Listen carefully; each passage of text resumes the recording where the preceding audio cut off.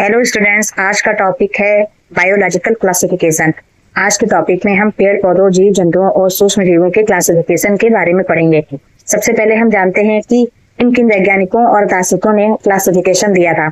ये वैज्ञानिक आए और कई दार्शनिक आए जिन्होंने इन जीव जंतुओं और पेड़ पौधों का वर्गीकरण किया, लेकिन जो सबसे पहले आए थे अरस्तु, यानी कि एरिस्टोटल।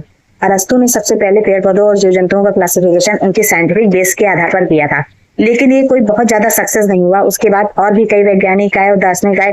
इसके बाद आए आरएस विटेकर यानी कि रॉबर्ट हार्डिंग विटेकर, जो कि एक अमेरिकन इकोलॉजिस्ट थे। क्लासिफिकेशन किया तो इन्होंने 5 भागों में इनको डिवाइड किया था। न्यूक्लियस, न्यूट्रिशन और सेल के बेस पर सबका वर्गीकरण किया था।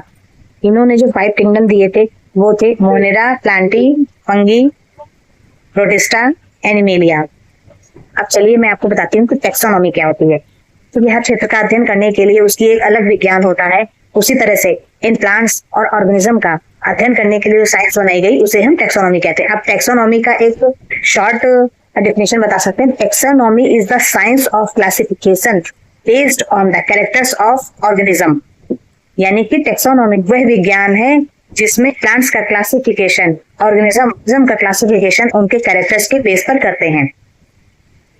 अब ये टैक्सोनॉमी वर्ड लिया कहाँ गया था? टैक्सोनॉमी ग्रीक शब्द टैक्सिस और नोमोस से मिलाकर के बनाया गया है। टैक्सिस मतलब होता है व्यवस्था और नोमोस मतलब होता है नियम, यानी कि व्यवस्था और नियम के आधार पर क्लासिफिकेशन क्या है? हमारा टैक्सोनॉमी है। टैक्सोनॉमी कैटेगरीज का जो सबसे सही और सबसे परफेक्ट सीक्वेंस है वो इस प्रकार से है।